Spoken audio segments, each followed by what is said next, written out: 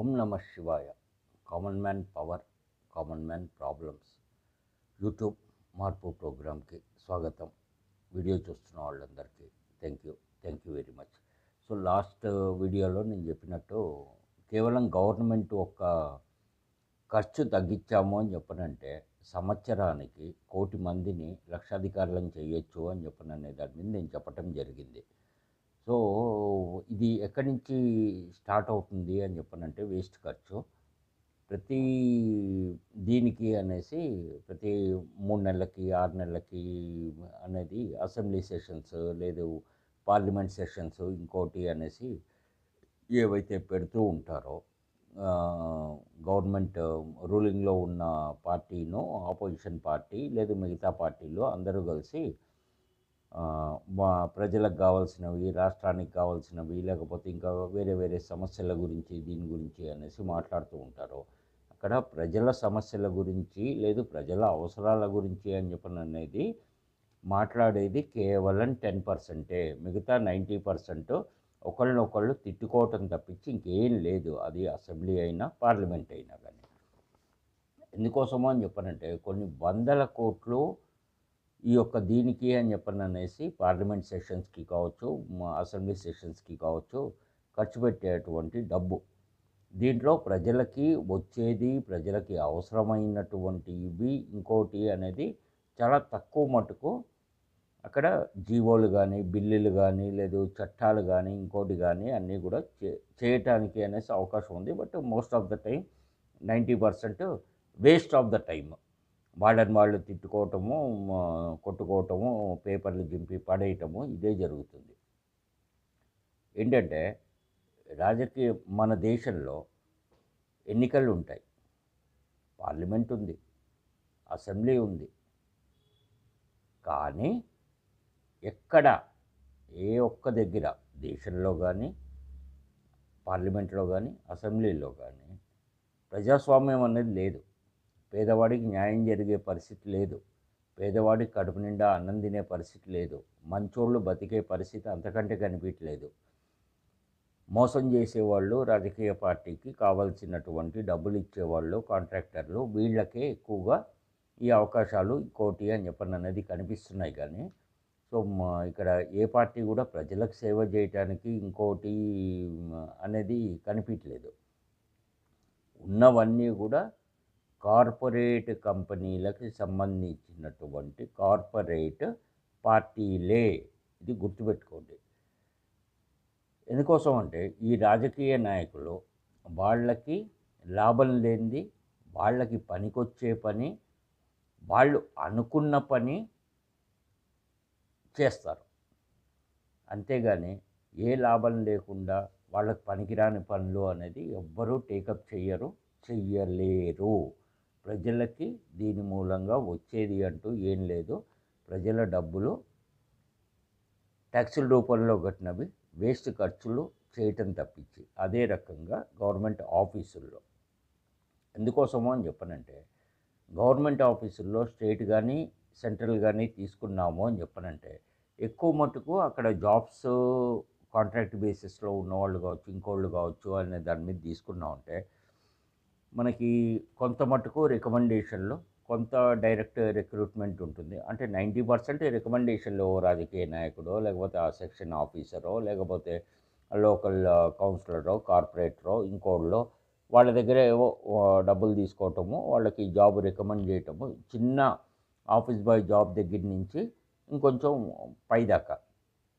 కానీ దాంట్లో 70% ప్లస్ అంటే 100లో 70% పైన ఉన్న వాళ్ళకి ఒక గవర్నమెంట్ జీవో చదవటం రాదు, దాన్ని అర్థం చేసుకోవటం రాదు, దానికి రిప్లై ఇవ్వటం రాదు. లేదు అని చెప్పనంటే కనుక రిటర్న్ టెస్ట్ పెట్టాము అంటే ఇంగ్లీష్ కానీ తెలుగు కానీ స్పెల్లింగ్ మిస్టేక్స్ లేకుండా వాళ్ళు రాయలేరు.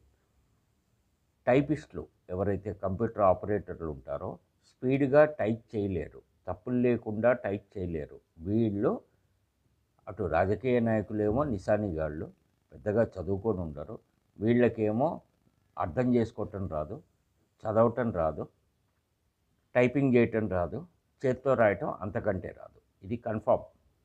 వీళ్ళందరూ కలిసి మంచివాళ్ళని, మేధావుల్ని లేదా ఇంకోటి అనేది వాళ్ళ మీద ఎక్కి తొక్కి రూలింగ్ అనేవి చేస్తూ ఉన్నారు.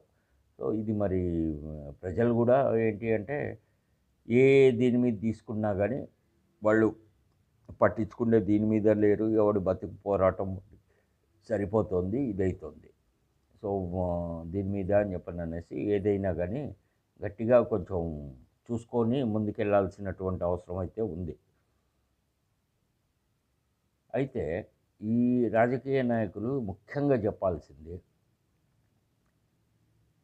100 రూపాయల్లో రూ. 30 ఖర్చు పెడతారు. రూ. 70 మాయమైపోతాయి. అది ఏ దెయ్యం తినిపోతుందో, ఏ భూతం తినిపోతుందో, లేకపోతే ఎటు పోతాయో ఆ లెక్కలు ఇంకోటి అనేది తెలీదు. దీని ద్వారా రాజకీయ నాయకులు పెద్ద పెద్ద బంగ్లాలు, ప్యాలెస్లు, లేదు ఫామ్ హౌస్లు, లేదు అని చెప్పనంటే కనుక పెద్ద పెద్ద అపార్ట్మెంట్లు, గేటెడ్ కమ్యూనిటీలో ఇండిపెండెంట్ హౌసులు, ప్లాట్లు, ఆస్తులు, బంగారము, షేర్లు, ఇట్లా చెప్పుకుంటూ వెళ్ళాము అని చెప్పనంటే బిజినెస్లలో పెట్టుబడులు, డైరెక్ట్గా కావచ్చు, ఇండైరెక్ట్గా కావచ్చు, ఇవన్నీ చేసుకుంటూ వెళ్తారు. అయితే వాళ్ళు ముగ్గురు డిఫరెంట్ పార్టీస్కి సంబంధించినటువంటి నాయకులు ఓ రోజు రాత్రిపూట కూర్చొని పార్టీ చేసుకుంటూ వాళ్ళు ముగ్గురు మాట్లాడుకుంటున్నారట. ఇది కేవలం జోక్ నేను చెప్తోంది, నిజంగా జరిగింది కాదు. మందేసుకుంటున్నారు. మందేసుకొని స్నాక్స్ తింటూ, చికెన్ తింటూ మాట్లాడుకున్నది ఏంటి అని చెప్పనంటే, మనము ఈ ప్రజలకి చాలా హామీలు ఇస్తూ ఉంటాము. కానీ కొన్ని చేస్తాము, కొన్ని చేయము. ఆ చేసినవి కూడా కేవలం 30% చేస్తాం, అంతకంటే ఎక్కువ చెయ్యం కదా. మరి వీళ్ళు ఏం అడగరు, లేకపోతే ఇది చేస్తుంటారు అని చెప్పనంటే, ఏముంది బాసు, ఒక పొలిటీషియన్ ఇంకో పార్టీ లీడర్ తోటి అనేసి చెప్తూ ఉంటాడు. ఏముంది బాసు, వీళ్ళు ఆ ఎలక్షన్లో వచ్చినప్పుడు ఇంత మందు పోసి, ఇంత బిర్యానీ ప్యాకెట్ ఇచ్చి ఓటుకి డబ్బులు ఇచ్చాము అని చెప్పనంటే కుక్కల్లాగా తోక్కుంటూ వస్తారు, ఓట్లేస్తారు, వెళ్ళిపోతారు. ఆ తర్వాత రాజ్యం మందే కదా, 5 ఏళ్ళు ఇంకోటి అని చెప్పననే దాని మీద అనుకుంటాడు. మనం గెలిచాము అని చెప్పనంటే మన పార్టీ రూలింగ్లోకి వచ్చింది అంటే ప్రజల డబ్బుతోటి కాంట్రాక్టులు, లేదు ఇంకోటి అనేది ఒకటి డైరెక్ట్గా తీసుకుంటారు, లేదు కమిషన్లు తీసుకొని మనం ఇవన్నీ విల్లాలు, ప్యాలెస్లు, ఇంకోటి అనేది మనం కొనుక్కుంటాం. వీళ్ళకి ఏం చెప్తాం, ప్రజలకి ఓ ఆశ చూపిస్తాము, మీకు డబుల్ బెడ్రూమ్ ఇల్లు ఇస్తాము అనేసి. ప్రజలందరికీ ఇస్తారా? ఇయ్యరు. దాంట్లో మళ్ళీ లిమిటేషన్స్. ఓకే, లిమిటేషన్స్లో కూడా ఏంటి అని చెప్పనంటే మోర్ దెన్ 50% ఆ రూలింగ్ పార్టీకి సంబంధించినటువంటి కార్యకర్తలకే వెళ్తాయి. కొన్ని అమ్ముకుంటారు, కొన్ని ఇదవుతాయి. సరే, అవన్నీ పక్కన పెడదాము. వీళ్ళు ఇంకో పార్టీ అంటే ముగ్గురు పార్టీల గురించి చెప్పాను కదా. ఒక పార్టీ అతను ఆ మాట అంటాడు, ఇంకో పార్టీ అతను ఈ మాట అంటాడు, మూడో పార్టీ అతను ఏమంటాడంటే, ఏముంది బాసు వాళ్ళకి ఇస్తోంది, చాలా చిన్న చిన్న ఇళ్ళు, అగ్గిపెట్టెలు లాంటి ఇళ్ళు, మ్యాక్సిమం ఎంత ఉంటాయి, మన హాల్ అంత ఉంటాయి. ఇంకా మన పెద్ద లీడర్లు, మినిస్టర్లు అట్లాంటి వాళ్ళు ఫామ్ హౌస్లు, లేదు విల్లాలు కట్టుకున్నారు, లేదు ప్యాలెస్లు కట్టుకున్నారు అంటే ఒక బాత్రూమ్ సైజ్ అంతా వాళ్ళకి ఇచ్చేటువంటి డబుల్ బెడ్రూమ్ ఇల్లు. మనకుండే బాత్రూంలో వాళ్ళకి ఓ డబుల్ బెడ్రూమ్ ఇల్లు కట్టించిస్తున్నాము. అది కూడా అందరికి ఇస్తున్నామా? మన కార్యకర్తలకే కదా. పోనీ తిని ఏముంది, మన కోసం పనిచేశారు కదా, తిరిగారు కదా, జెండాలు మోసారు కదా, ఇంకోటి కదా అనేసి ఆ రకంగా వాళ్ళు మాట్లాడుకుంటూ ఉంటారు. ఈ జనాలేమో ఎర్రిపప్పలు నోట్లో లాలిపప్పలు వేసుకొని, నాకు డబుల్ బెడ్రూమ్ ఇల్లు వస్తుంది, నాకు పెన్షన్ వస్తుంది, నాకు తొక్క వస్తుంది, నాకు తోలు వస్తుంది అనే దాని మీద వాళ్ళు ఇది చేసుకుంటుంటారు. నేనే గనక పొలిటికల్ పార్టీ స్టార్ట్ చేస్తే చేయాలి అనే ఉద్దేశంలో ఉన్నాను. డబ్బులు లేవు, ఆలోచనలు చాలా ఉన్నాయి, ప్రజలే పాలించుకుంటారు దేశాన్ని అని చెప్పననే కాన్సెప్ట్ తోటి ఉన్నాను అనేది ఆల్రెడీ నేను చెప్పాను. దీనికి ఏంటి అంటే, పొలిటికల్ పార్టీ నేను స్టార్ట్ చేసే పార్టీకి వన్ నేషన్ వన్ రూల్ ఏంటి అంటే, కులం పరంగా, మతం పరంగా, ప్రాంతం పరంగా, లేదు ఇంకో దీని మీద అనేసి రూల్స్ అనేవి ఏవి మారవు. ఇప్పటికీ క్రిమినల్ లా ఒకటే ఉంది, బట్ మిగతా కొన్ని లాస్ కులాన్ని బట్టి, మతాన్ని బట్టి, ప్రాంతాన్ని బట్టి అనేసి కొన్ని మార్పులు చేర్పులు ఉన్నాయి. అట్లా ఉండదు. ఇంకోటి ఏంటి అంటే, ఇన్స్టెంట్ పనిష్మెంట్ తప్పు చేసిన వాళ్ళకి ఇన్స్టెంట్ జస్టిస్ మోసపోయిన వాళ్ళకి, లేదు ఆస్తులు కానీ మనుషుల్ని కానీ వీళ్ళని కానీ కోల్పోయిన వాళ్ళకి అనేసి.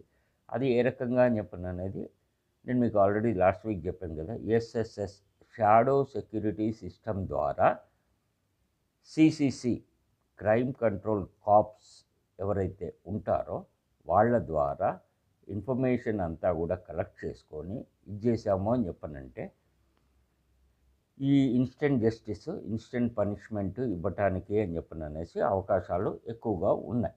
అది సో దీనికి ఏంటి అని చెప్పనంటే ఎప్పుడో మనకి స్వతంత్రం వచ్చిన తర్వాత ఓ 2 years గడిచిన తర్వాత మనకి ఇన్కమ్ ట్యాక్స్ అనేది ఒకటి డిపార్ట్మెంట్ వచ్చింది.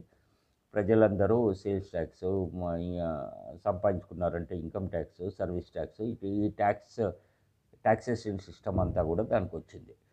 ఆ తర్వాత 25-30 సంవత్సరాల ముందు ఇన్ఫర్మేషన్ టెక్నాలజీ అనేసి వచ్చింది. అంటే ఐటీ ఇన్కమ్ ట్యాక్స్ స్వతంత్రం వచ్చిన 2 years తర్వాత స్టార్ట్ చేసింది. 25-30 సంవత్సరాల తర్వాత వచ్చింది ఐటీ ఇన్ఫర్మేషన్ టెక్నాలజీ. ఇప్పుడు మనకి మన జీవితాలు బాగుపడి మనం బాగుపడాలి, టోటల్గా కంట్రోల్లో ఉండాలి, ప్రజల చేతుల్లో ఉండాలి, నాయకులు కానీ గవర్నమెంట్ కానీ వ్యవస్థ కానీ ఇంకోటి అంటే కనుక 3 ఐటీ రావాల్సినటువంటి అవసరం ఉంది. ఈ 3 ఐటీ ఏంటి అని చెప్పననే దాని మీద మీరు ఆలోచిస్తారు కదా. దాన్నే షాడో సెక్యూరిటీ సిస్టమ్ ద్వారా క్రైమ్ కంట్రోల్ కాప్స్ చేసేటువంటి మ్యాజిక్ అది. ఆ ఐటీ గురించి నేను 3 ఐటీ గురించి నేను తర్వాత చెప్తాను నేను మీకు. అయితే దీంట్లో ప్రజలు కూడా కొంచెం తెలివిగా ఆలోచించాల.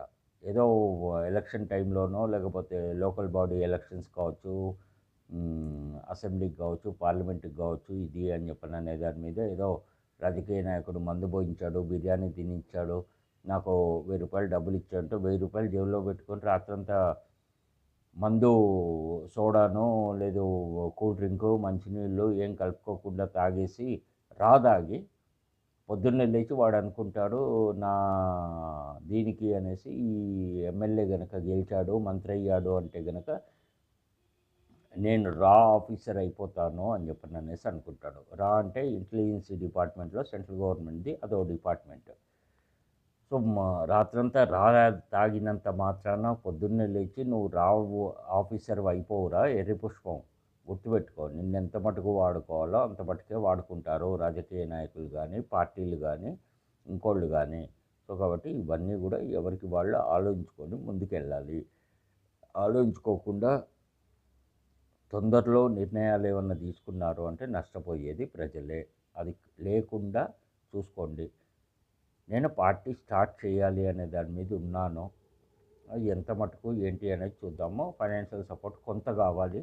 మిగతా పార్టీలాగా కోట్ల నాకేం అవసరం లేదు. చిన్న అమౌంట్ తోటి అయినా కానీ స్టార్ట్ చేయొచ్చు. సో అది నేను ప్రయత్నిస్తున్నాను. ఎక్కడి దాకా అవుతుంది ఏంటి అనేది చూద్దాము. అది ఓం నమో వెంకటేశాయ. అందరూ బాగుండాలి, మంచివాళ్ళు బాగుండాలి, మంచివాళ్ళే బాగుండాలి. మంచివాళ్ళు అందరూ కలిసి భారతదేశాన్ని పాలించుకోవాలి.